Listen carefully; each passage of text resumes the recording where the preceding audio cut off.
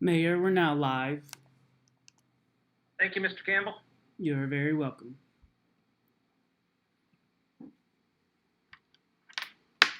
So we're waiting to get started. Welcome to all of you who are joining us virtually. Before we get started, I wanted to let you know that you can find a copy of tonight's agenda at simpsonville.com/meetings. This will help you follow along if you like. It's a few minutes until our invocation and the call to order at 6:30. Please enjoy our really bad recreation of the opening for the Brady Bunch.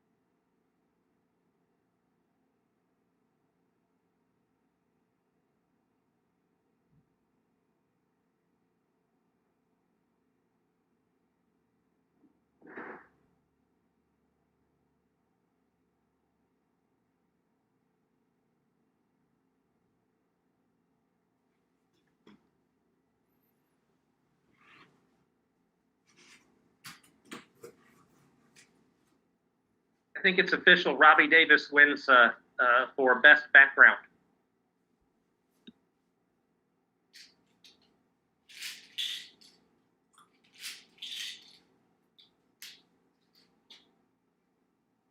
The banner is from the 1991 World Series, Atlanta Braves. The bunting? Yes. Yeah, okay, cool. Very cool.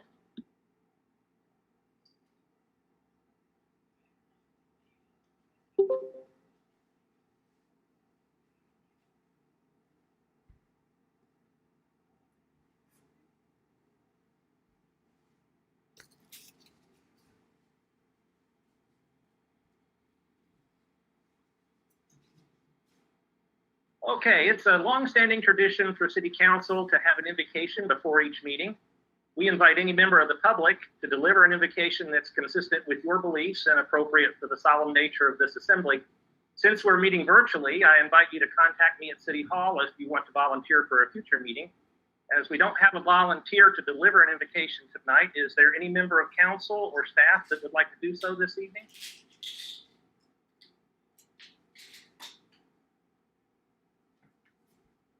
Don't see any volunteers, so if you would, bow your head with me as I deliver the invocation. Thank you, God, for bringing us together this evening to do the good work of the city. Please watch out over all of our citizens, over our first responders, over the staff, and over this council as we render just and equitable decisions on their behalf. In your name we pray. Amen.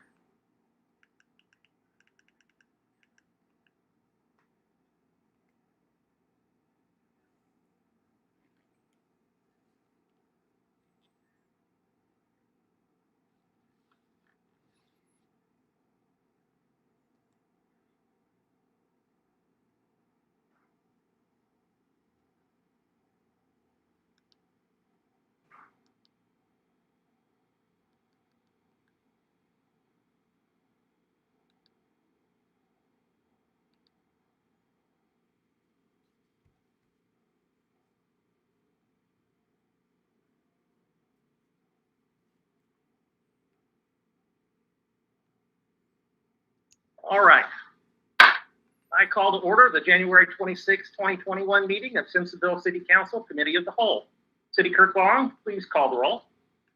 Councilmember Gooch. Here. It wants to say hi. Kelly. Here. Councilmember Houlihan. Here. Councilmember O'Shea. Here. Councilmember Cummings. Councilmember Hutchings, Here. Mayor Shoemaker. Here, I see Ken Cummings arriving. If you would just wait a moment and add him. Thank you. All right, so Councilmember Cummings is present. I believe that means we have a quorum. So item 3 on the agenda is approval of the minutes of the October 27th, 2020 Committee of the Whole. Are there any corrections to the minutes?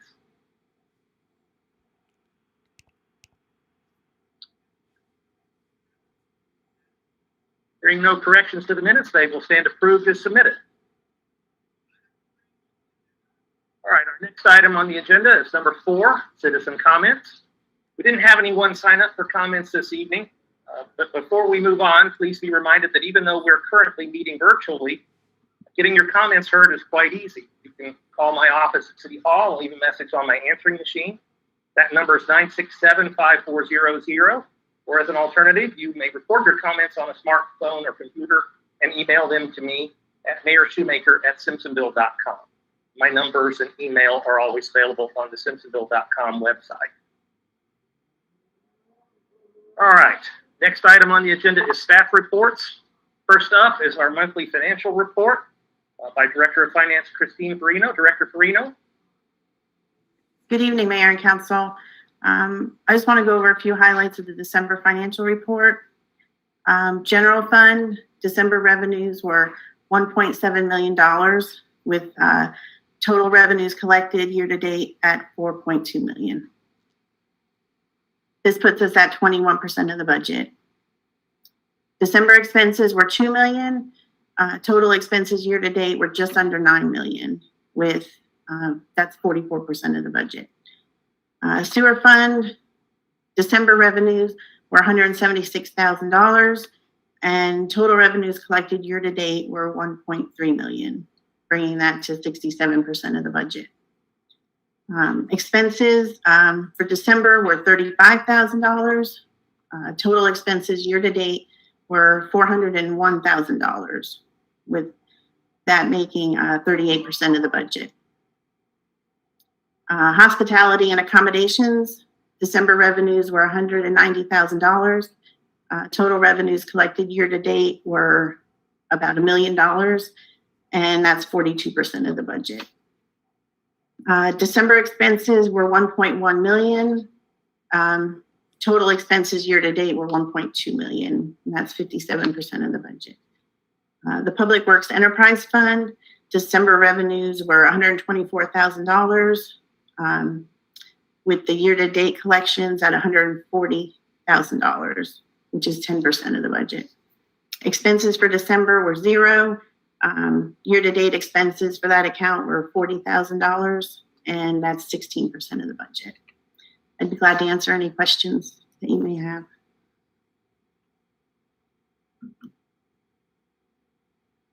Are there any questions or comments?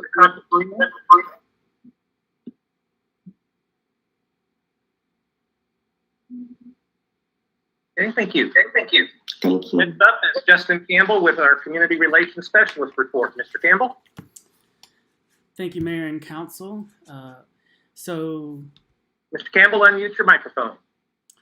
Thank you, Mayor and Council. So for our e-newsletter, our winter edition of the newsletter came out in December, and the spring edition will be published in early March. We pledged as a city $12,816 to United Way last year.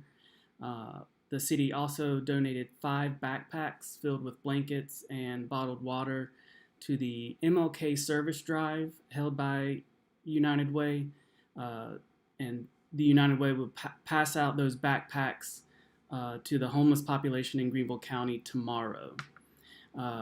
I have joined the Simpsonville Kiwanis Club, and the city has joined the Simpsonville Rotary Club as a corporate member, I believe playing a role in civic groups and projects outside of city operations, promotes networking, and fosters relationships.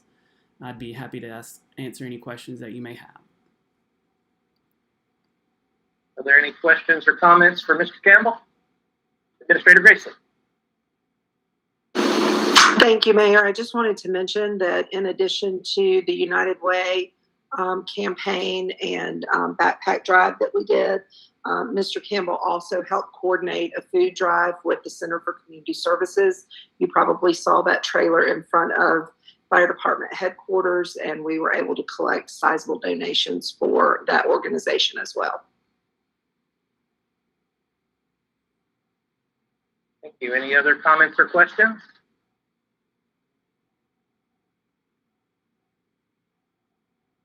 Okay, next is the report on economic development by Planning and Economic Development Director Jason Knudsen. Director Knudsen. Thank you, Mayor and Council. Here we go. My report this month is a combination of about 3 months since we did not have the Committee of the Whole meetings during November and December. The numbers that I presented to you, we did have quite a few large projects kind of come in October, so our revenues from that month were quite healthy. The other months are about what we see at the end of the year. We do tend to see a little bit of a slowdown. And that kind of shows in our site plan reviews for the last little bit. We haven't had anything really notable going through our reviews at this time, but again, we tend to see that at the end of the year.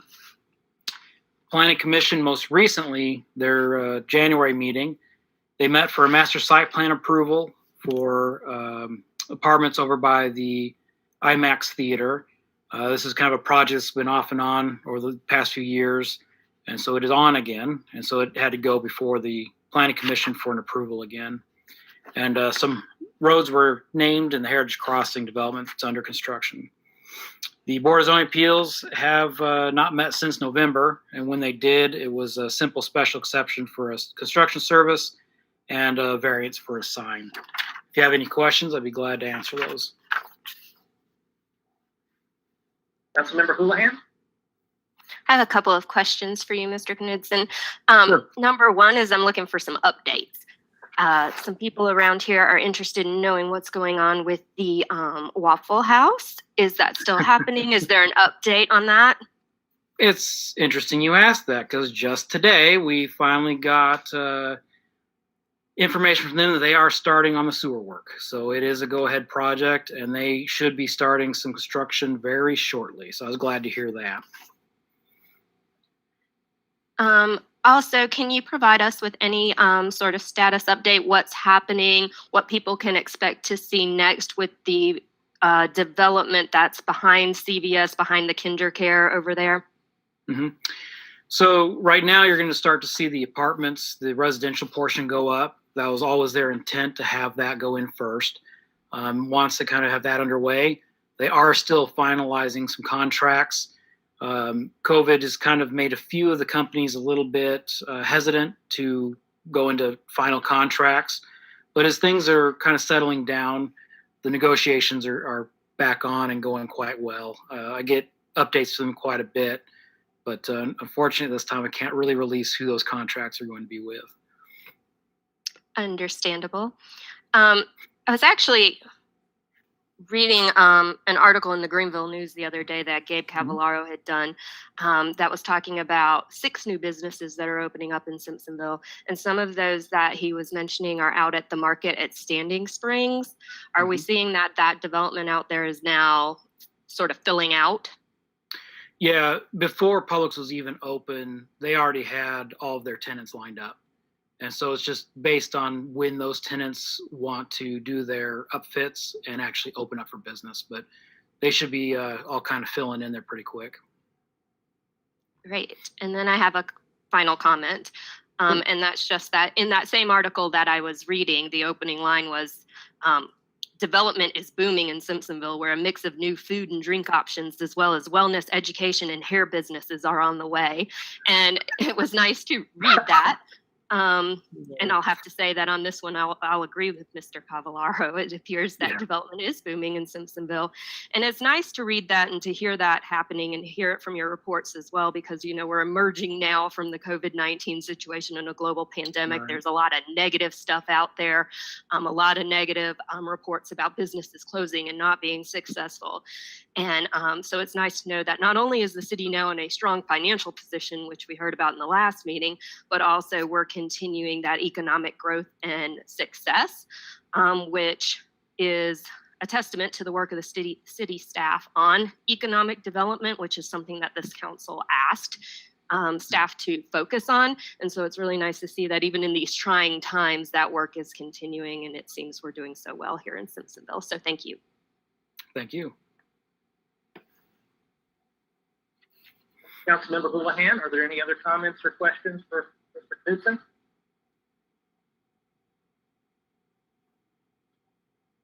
Okay, the last of our staff reports is from City Administrator Diana Gracely with the City Administrator report. Administrator Gracely. Thank you, Mayor and members of council.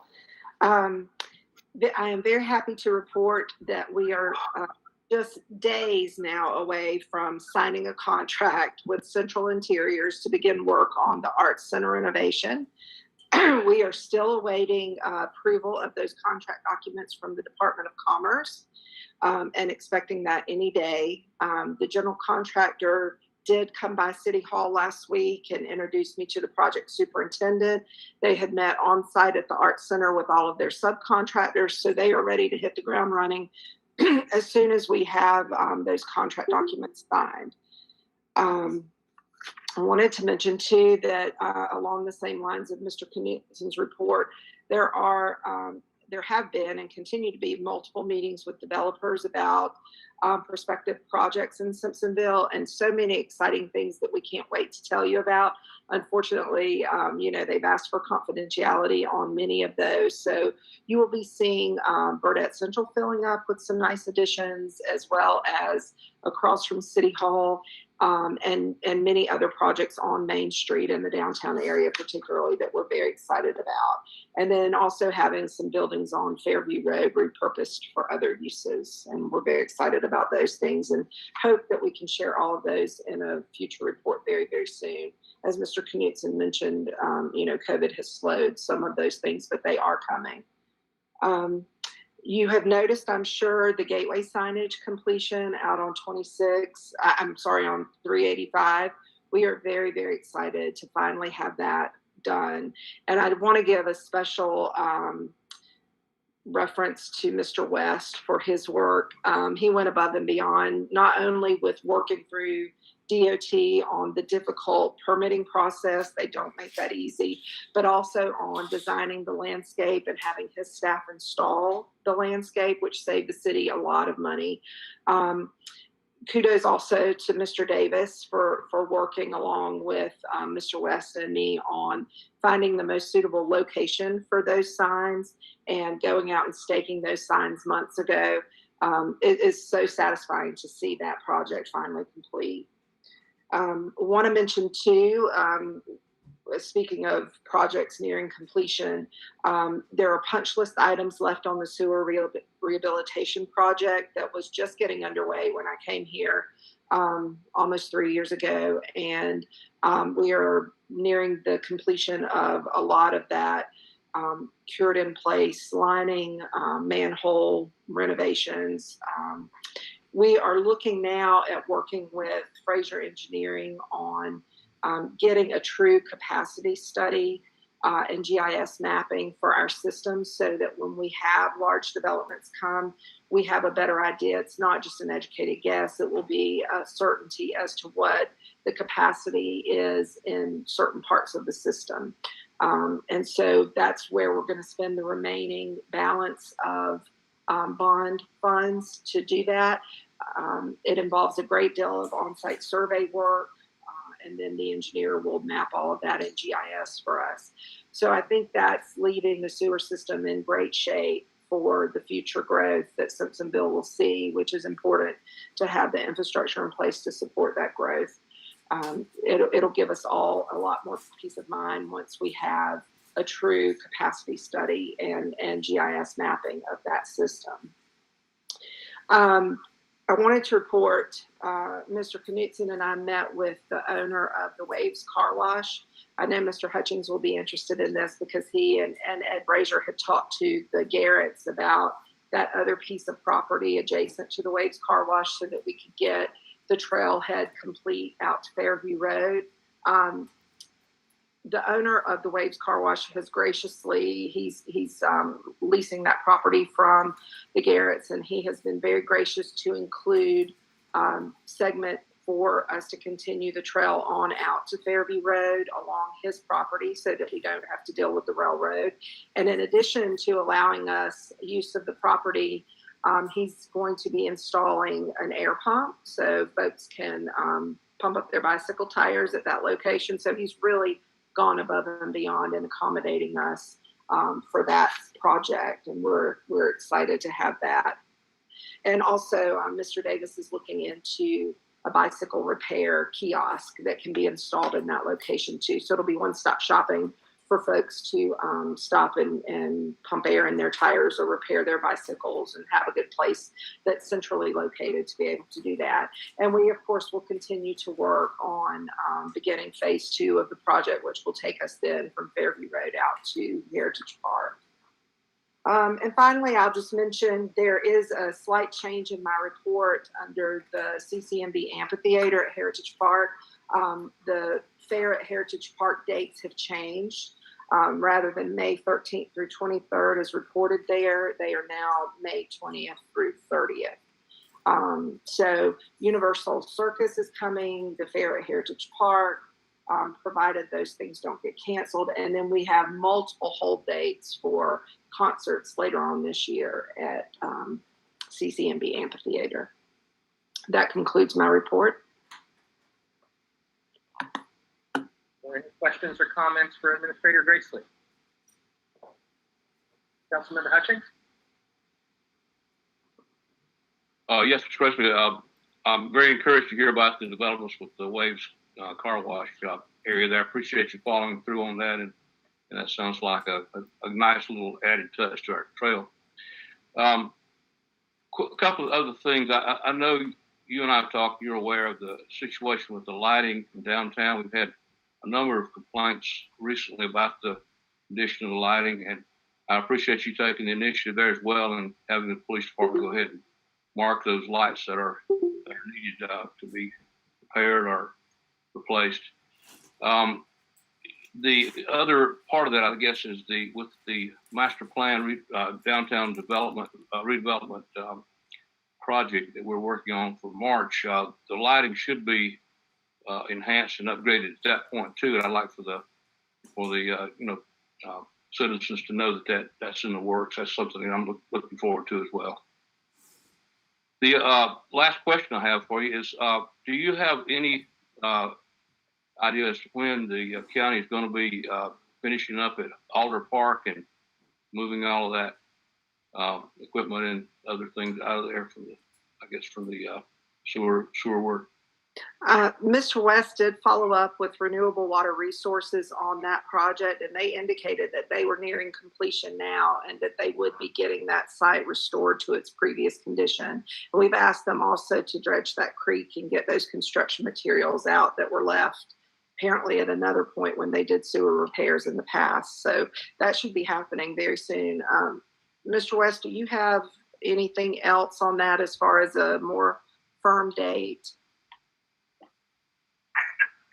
Really just whatever they said, in that last email. I know Charlie and I were there today. It appears they're cleaning up even more. And with my eyes on it, his eyes on it, I think we'll be able to make sure they, get it back the way it was supposed to be. And we're going to make sure that that creek gets cleaned up as well before they leave.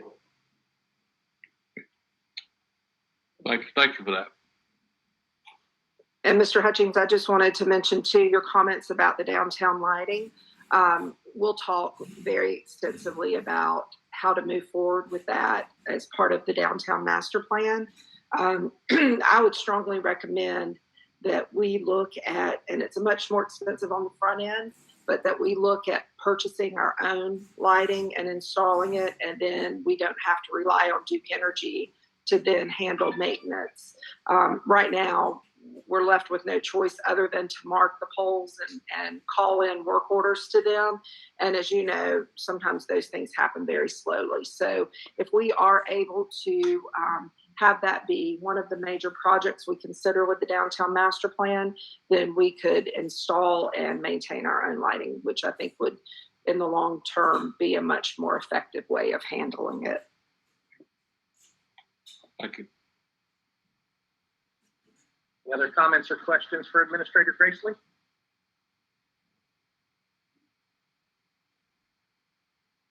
No. Thank you, Administrator Gracely. Let's stand by. Item number 6 on our agenda for business items, 6A, selection of insurance broker. Administrator Gracely, please summarize. Thank you, Mayor and members of council. Occasionally, we like to make sure that we are getting the most responsive consultants looking at our benefits package, particularly so that our employees are better served to keep our costs low. Of course, with insurance brokerages, and we're on the open market, we don't participate in the state system, meaning that they do shop our census to all of the providers, and any broker would do that. But Ms. Long and I had talked about this a couple months ago and decided that it would be prudent to I was actually contacted by one vendor, and then of course we have the vendor that we've been working with, and then there was a vendor that I had worked with in Travelers Rest that I had a lot of confidence in, and wanted to allow them the opportunity to provide us their qualifications and look at how they might approach our medical insurance and approach our upcoming renewal, and continue to make sure that we have excellent coverage at the lowest cost possible to the city, and continue the good benefits that we offer our employees. So you have my memorandum that I provided to you a couple of weeks ago, along with the packages that they submitted to us. Ms. Long and I went through those, and based on all of that, our recommendation, although I think we would get excellent service from any of the three, our recommendation would be to stay with the broker that has been with us. Last year, he is the one that brought us to Proactive MD, which has allowed us to provide free primary care to all of our employees. It's an excellent service that we would not have known about had he not brought us to them. And we're hoping that having that service now will also help reduce our renewal cost when that time comes, which is coming very quickly in the next couple of months. So because we put it out there and we looked at these, we have a recommendation for you. I would like for council to take a formal vote on that next month at the business meeting, just so that we have officially on the record that we reviewed all of those companies and that council made that decision. Thank you, Administrator Gracely. A motion is in order. Councilmember Houlihan. Mr. Mayor, I'm going to move that council approve the recommendation to stay with ECM, our current health insurance broker. Second. I have a motion from Councilmember Houlihan with a second from Councilmember Hutchings to approve staying with our vendor ECM Solutions. Discussion? Councilmember Gooch. I just want to say that the Proactive MD has been a really, really good benefit for everybody. I've heard nothing but very good things about that place. And that was a really good time. I haven't talked to one person who was happy with anything they've seen there or been part of it. So that's been a real good solution for a lot, and it should help bring costs down as well. So thank you for that.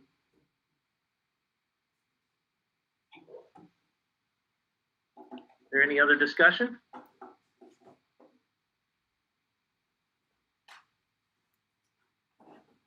Okay, hearing none on the motion to approve staying with the vendor ECM Solutions. City Clerk Long, please do a roll call vote. Councilmember Gooch, Yes. Councilmember Kelly, Yes. Councilmember Houlihan, Yes. Councilmember O'Shea, Yes. Councilmember Cummings. Yes. Councilmember Hutchings, Yes. Mayor Shoemaker. Yes, Motion carried. thank you. Next item on the agenda, 6B, accommodation tax grants. Administrator Gracely, please summarize. Thank you, Mayor. You all have received your spreadsheet, which includes the Accommodations Tax Advisory Committee's recommendations for funding for this year's allocation, which is available July 1 through June 30th of next year. Most of the funding requests are very similar to ones that you've approved in the past. Some of the amounts were a little higher this year than in previous years. And of course, because of COVID, we did see a reduction in our state accommodations tax receipts. And so when the committee met, we looked at where we could reduce some of the requests so that the events could still happen. The organizations would still have what they need. Those recommendations were based on not only available funding for this cycle, but also what they requested in terms of reimbursements in the past. So we believe that it's an equitable distribution of those funds and that everyone will still be able to hold successful events with these recommendations before you. And I'll be happy to answer any specific questions about those projects if you have them. Thank you, Administrator Gracely. A motion is in order.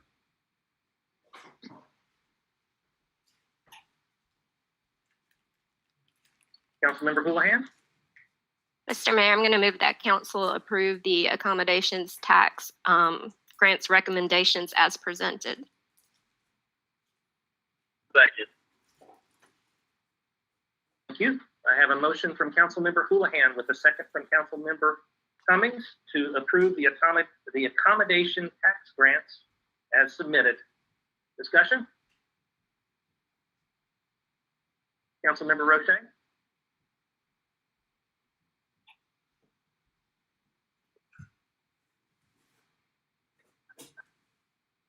Councilmember Roche, we're not receiving audio. Can you hear me now? There we go. Okay, I'm just gonna hold this little thing up to my mouth. There's too much noise going on here, so I can't unplug. I noticed that the food truck rodeo event requested 10,000, and we're giving them 7. And I'm curious as to why we gave them less, since the event seems to be a success and is gaining popularity this year. So we partner with the Simpsonville Arts Foundation on that event, and they are also receiving funding. So we are recommended to receive funding. We believe that we can book bands that would draw the types of crowds that we had this past year, and continue to offer the event with the lower amount of funding. And that's just based on having booked bands in the past and what we know. Generally, we pay bands to come. Some we're able to get for a much lower cost, and then some we pay more, but the average tends to be so that would be sufficient funding to have quality entertainment at that event this year. Okay, and then question, I was kind of wanting some details. I noticed we have 65,000 allotted for improvements to Hendricks Pavilion. Could you expound upon what kind of improvements those are? Well, at one time anyway, when we were on the master plan committee, we had discussed some things that may happen there in City Park, and I thought that Hendricks Pavilion would be part of that, and have funding attached to it. So if you can expound on it. Mr. Mayor, this is David Holmes. Ms. Roche's comments are not loud enough, and I don't know that we're getting a good recording of it, so we may want to repeat that.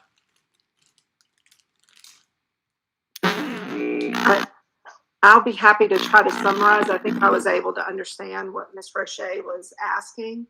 And Ms. Roche, if you could just confirm at the conclusion of my summary that is what you're asking.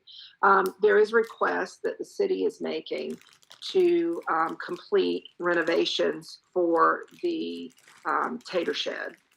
The reason that we put this application before the advisory committee and now before council is that we are, as you know, getting ready to begin renovations on the Arts Center building. We have a nice stage with the shade structure now over the stage at the pavilion behind the Arts Center. And that building just continues to look worse and worse. And the longer it sits, the more it deteriorates. And so we thought it prudent that we allocate some accommodations tax funding for that building. And also, as Ms. Farino and I are putting the budget together for FY22, I will be including some hospitality tax funding to help complete that project, which would include replacement of the doors, installation of windows, electrical upgrades, securing that foundation, redoing the flooring.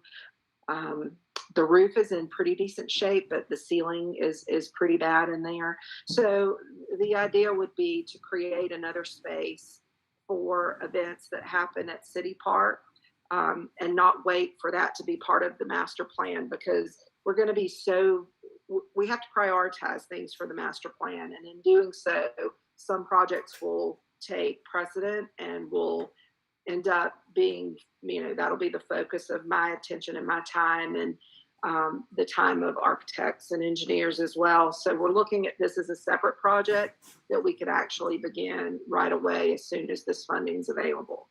So Ms. Roche, I think what you were asking is, were we not going to wait and include this as part of the master plan, and why are we doing it now?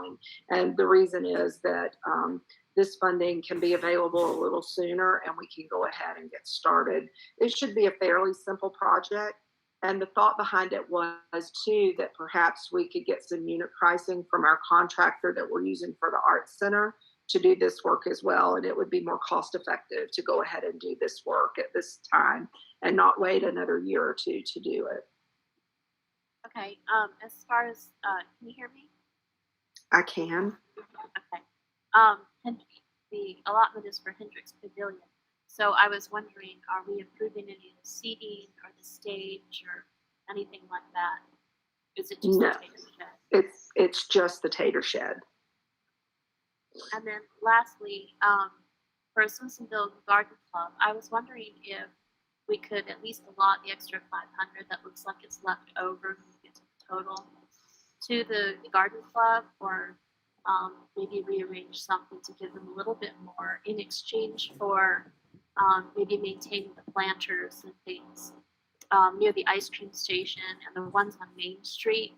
I've seen some citizen complaints online about their poor condition and stuff, and I know that the city comes and waters them, but I think they need more maintenance more often to keep the flowers fresh and greenery. And it's right there in downtown, so we're sitting at the light.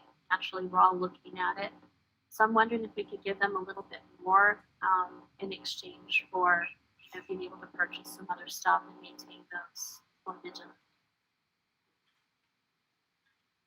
That can certainly be entertained by council when you all vote on the allocation next month. I don't have any objection to that at all. The only thing I would say is that I believe we were giving them the full amount that they requested, or the recommendation was to give them the full amount they requested.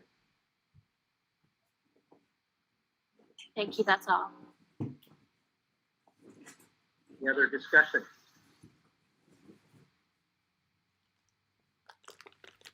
Okay, hearing none. On the motion to approve the accommodation tax grants as submitted, City Clerk Long, please conduct a roll call vote. Councilmember Gooch, Yes.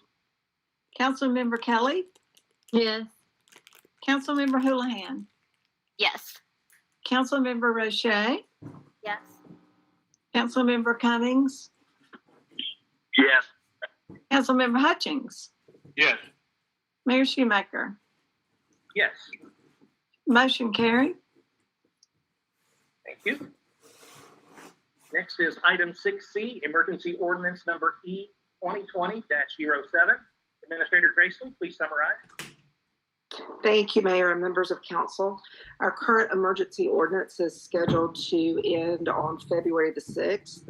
As you know, our next meeting will be February the 9th, so that would leave us 3 days without an emergency ordinance in place.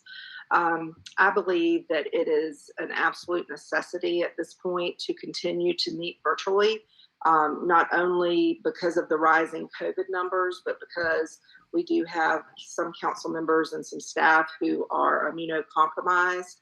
I know that we tried one time last year to do sort of a hybrid model where the folks who were comfortable could attend, and then those who were not or who were immunocompromised could call in.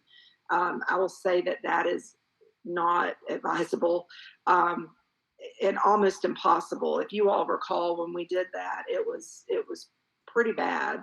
There was a lot of feedback on the mayor's computer from the front because of the other folks who had called in and were logged on.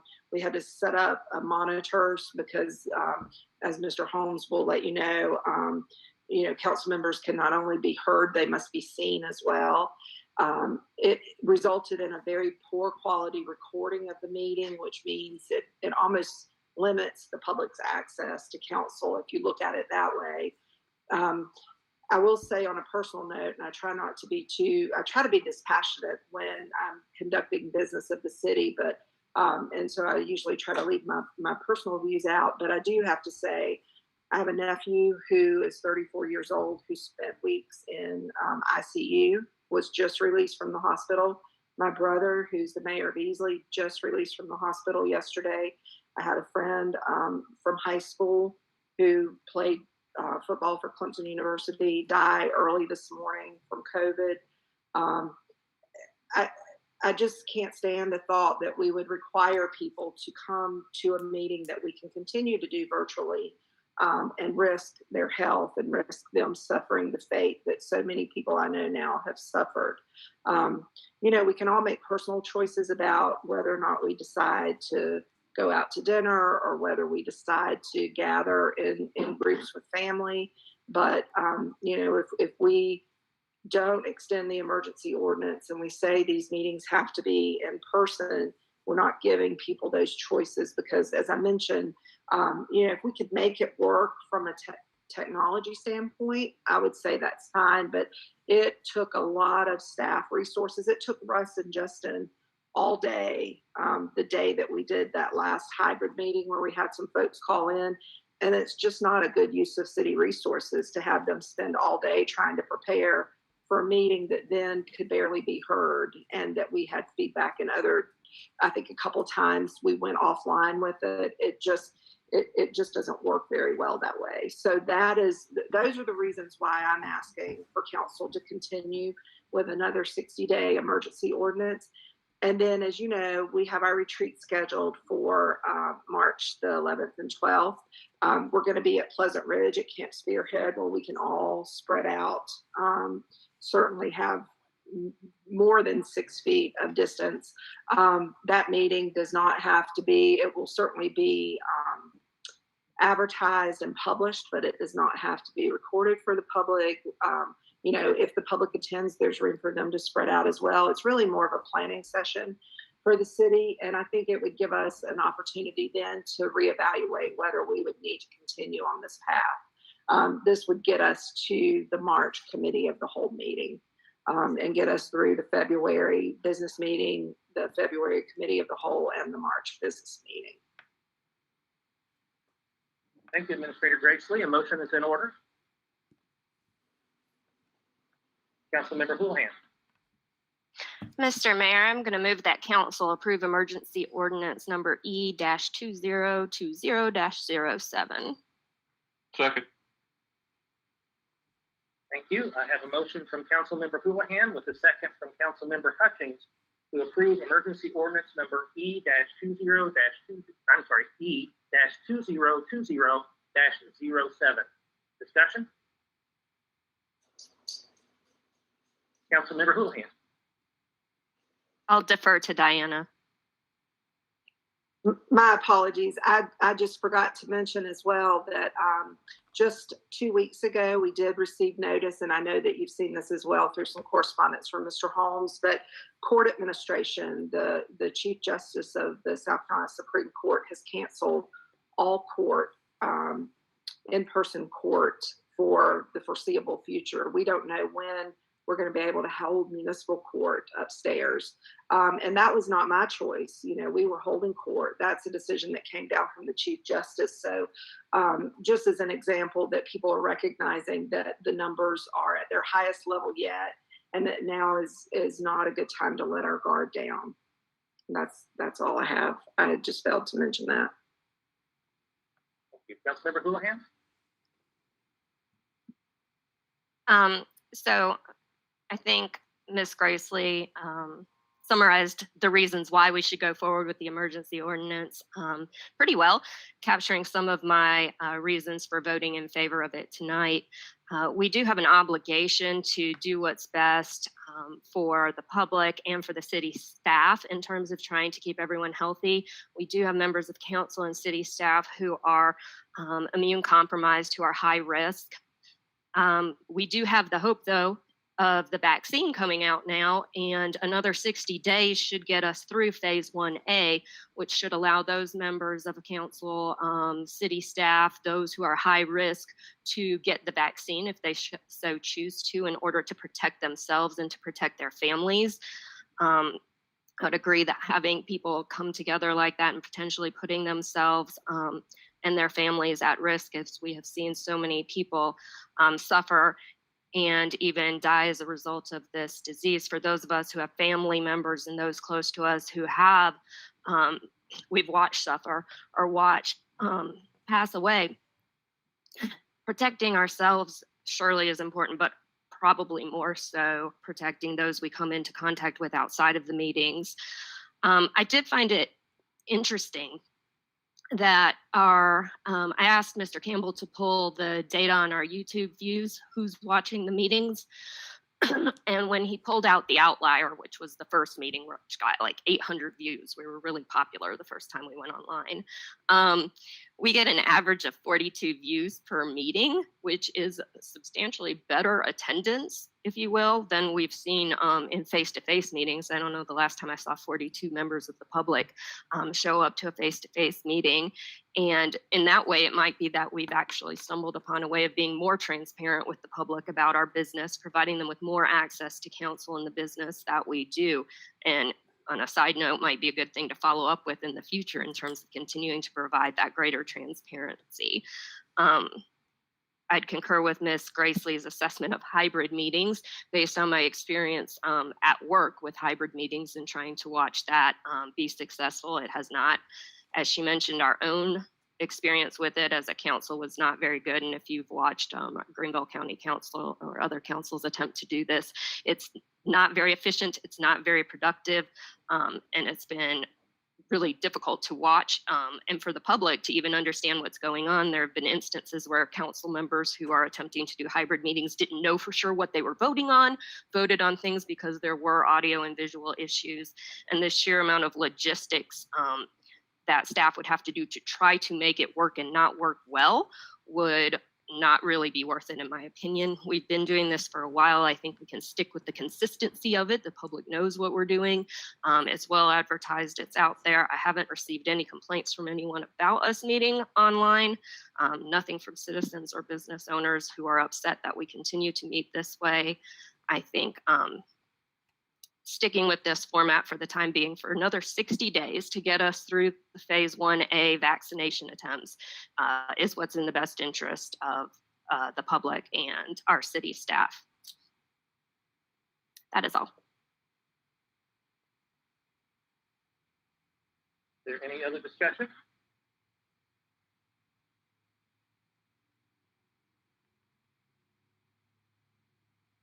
See any, so I'm going to deliver my comments. I think there's some things that I will add to the comments we've had from Administrator Gracely and from Councilmember Houlihan that we really need to consider regarding this emergency ordinance. First, if you're not aware, VHEC announced last week that they're shifting their emphasis away from containment of COVID-19 to mitigation. That's their way of saying that COVID is now out of control. Our hospitals are nearly overwhelmed. I looked at the latest VHEC data today. 10 counties across the state have hospital occupancy over 90%. 2 of those are over 100%. Anything over 80 is considered a crisis. But here's the thing.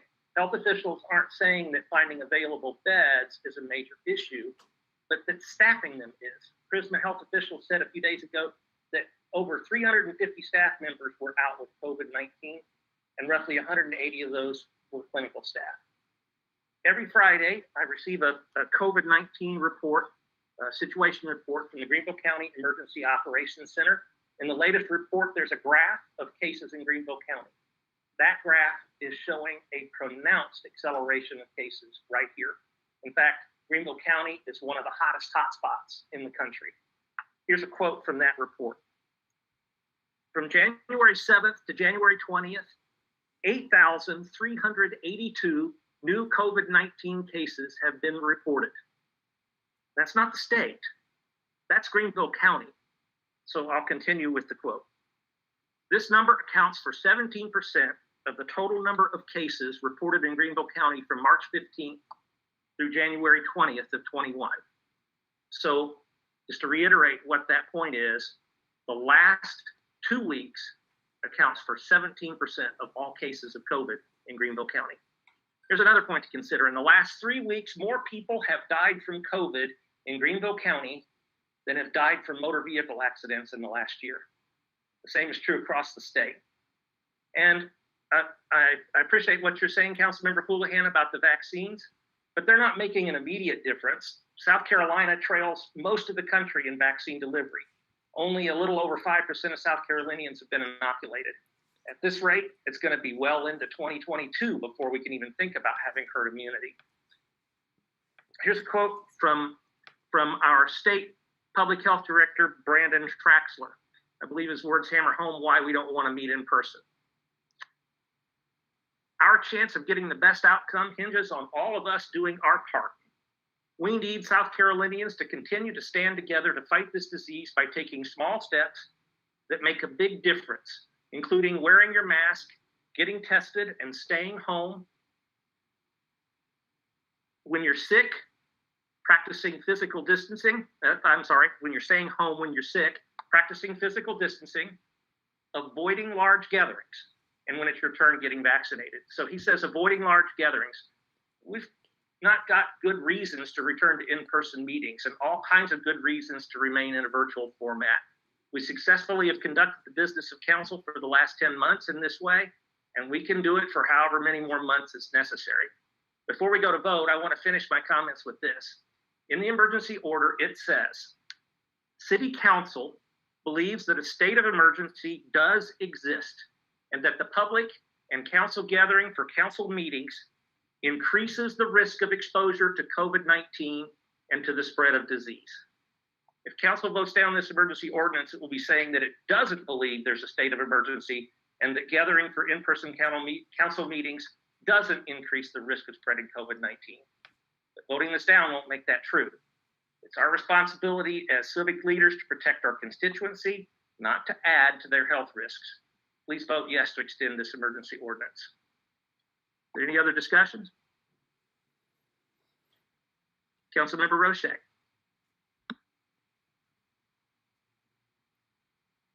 Can you hear me? Can you hear me? Yes, ma'am. Yes. I appreciate all the passionate comments made by here. I don't want to see anyone suffer. You're falling away now. All right. That's close. How about now? That's good. Is that good right there? Yes? As much as I can appreciate the passionate comments from everybody thus far, the fact that the rest of our lives go on and we are meeting, we are going to work, we are taking public transportation, we are going to Walmart, we are going to groundbreakings as a council and city employees, ribbon cuttings. We're dining out, we're shopping, traveling. Every other aspect of life for most of us has returned to somewhat normal. And the standard practice of masking if you feel the need, and keeping distance from other people if you so feel led, is working in every other aspect of life. I do not feel that it endangers our constituents at all by offering the open meeting. They can choose to come or not to come. That would be their decision. But I do think that we need to get back to doing business face to face with our constituents. I've seen many online comments, things that say, council's avoiding face to face because they don't want to be held accountable for the traffic in the city, or, whatever situation they seem to be concerned about. They would like to see us get back together. And I think that, we haven't had public comments for months now come through on these meetings because, it's very awkward for them to record them and wonder whether or not we're going to get to hear them at all. I think face to face, they would be more likely to come and make those comments. I do like what Councilman Houlihan pointed out as far as the meetings being seen online. 42 is, a higher average than what we usually get when we have in-person meetings. That said, I personally would like to see us meet again in council chambers and resume that meeting, but also air it live so that people can watch it at home if they don't want to come. But I feel like our council, is represented, it's local government, and they need to see us in the same room making the decisions and have the opportunity to come face to face with us. I just feel like it's time to get back to business, with precautions. And I would like to see some sort of a way for those that don't feel like they can be there, be able to participate. I know that time has been spent, say that it took a day to get things set up, but that's, that's something that's going to happen, for us to proceed. To accommodate everyone. I think the time spent to get us up and running, as far as media goes, is long overdue. This city has talked about and wanted for a long time live meetings that are aired online. They can watch to make that transition happen so that they can. And the time that it takes to get that media in place, make those accommodations, will be an investment going forward. I feel like we could make a policy where if you are sick, obviously you need to stay home. If you participate virtually, that would be the way to go. Or if you feel like your health would be compromised, then by all means be able to stay home. But if we can look at a screen right here from our home and see 17 faces. We can look at the same screen inside council chambers for those that can't meet with us personally face to face. So I do intend to vote no. I do think it's long overdue to get back to this because this meeting is just one more event in everyday life, and none of us have shut down our lives completely. We're still going to all the public places, and we're still meeting with other people in various capacities. I don't see why this one meeting should be an issue. Thank you.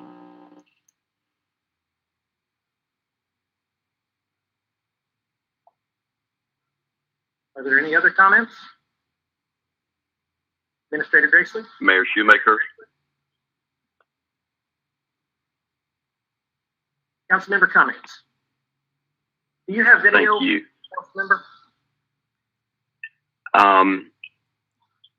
I have a personal situation right now why I'm not on video. It's actually not me personally related to this situation. But at this time, I choose not to for the moment, just personally. I can appreciate all of the comments that have been made around the meetings, day-to-day life, etc. And one thing that I will share that is, unknown around this disease is the fact that there are many people who have it and you don't know that they do. This disease can be airborne. You cannot elicit or show any symptoms of the disease and still be a carrier, which makes it even more dangerous than some things that we know of, where you can see and touch and can tell someone is sick.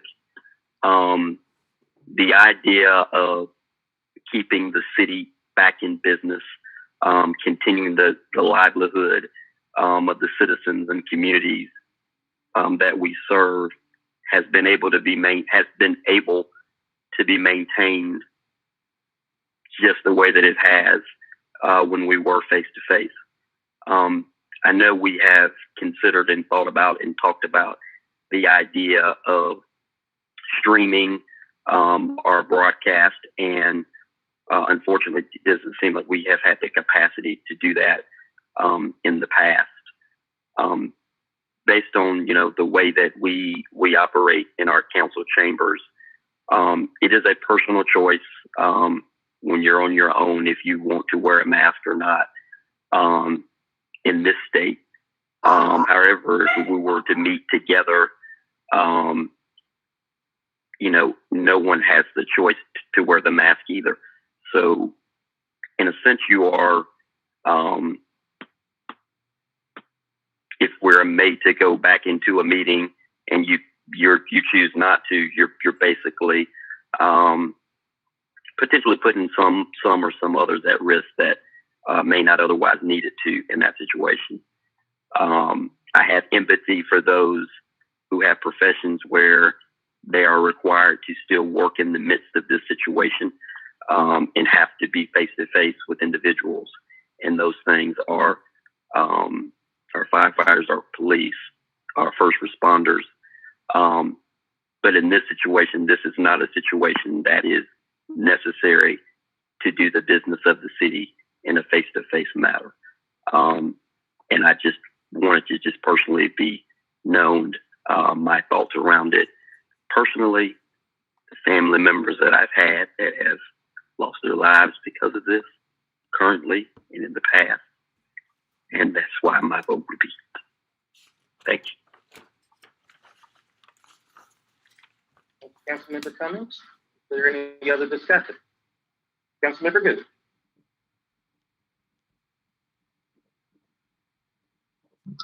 Well, I have been asked today about this by several members of council. My take on it was I would like us to start meeting live again. It has been for some time, but only if it's, one, is it doable and do so in a way that we can make it work.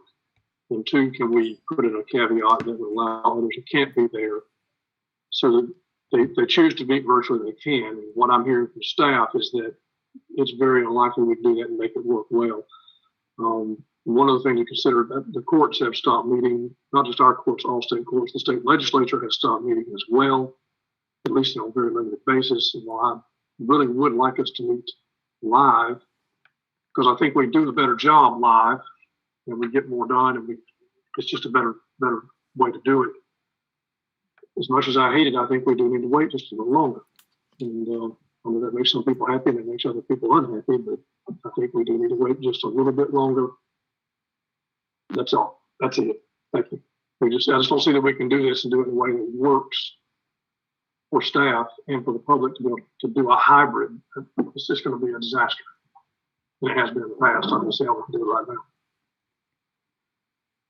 Thank you, Councilmember Duke. Any further discussion? Councilmember Hutchings. I just want to touch on one thing that Councilmember Cummings mentioned earlier was in regard to personal choice. I think a lot of the events and things that people are attending right now is based on personal choice and not required or mandated in most cases. I feel like that those of us that support that position would also understand that we are, by not agreeing to meet this wave during the course of this crisis until we get a better handle on where it's going. That we are taking that personal choice away from many people, particularly the staff and the council members, to exercise that personal choice. So I would be in favor of extending this ordinance for another 60 days. Thank you, Councilmember Hutchings. Is there any other discussion?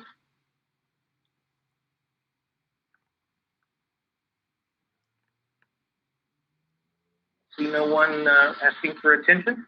So on the motion to approve emergency ordinance number E2020-7, City Clerk Long, please conduct a roll call vote. Councilmember Gooch, Yes. Councilmember Kelly, No. Councilmember Houlihan, Yes. Councilmember Roche, No. Councilmember Cummings, Yes. Councilmember Hutchings, Yes. Mayor Shoemaker. Yes. Motion carried 5-2. Thank you.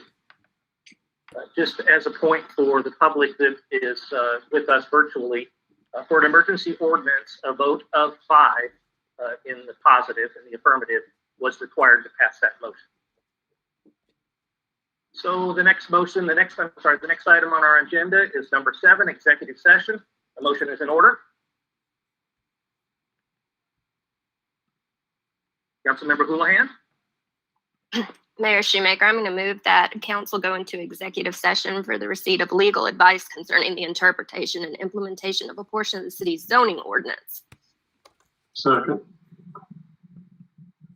Okay, I have a motion from Councilmember Houlihan with a second from Councilmember Gooch to go into executive session for the receipt of legal advice concerning the interpretation and implementation of a portion of the city zoning ordinance. Discussion?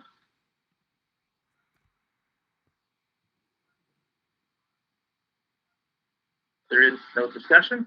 City Clerk Long, will you conduct a roll call vote, please? Councilmember Gooch, Yes. Councilmember Kelly, Yes. Councilmember Houlihan, Yes. Councilmember Roche, Yes. Councilmember Cummings, Yes. Councilmember Hutchings, Yes. Mayor Shoemaker. Yes. Motion carried. Thank you, Clerk Long. With that vote, I am announcing that council is now going into executive session for the receipt of legal advice concerning the interpretation and implementation of a portion of the city's zoning ordinance. Council may return to open session following the executive session to vote on items that were discussed. The open session will be conducted back here on this virtual streaming platform. If there are no items to be voted on, the meeting will be adjourned directly in executive session.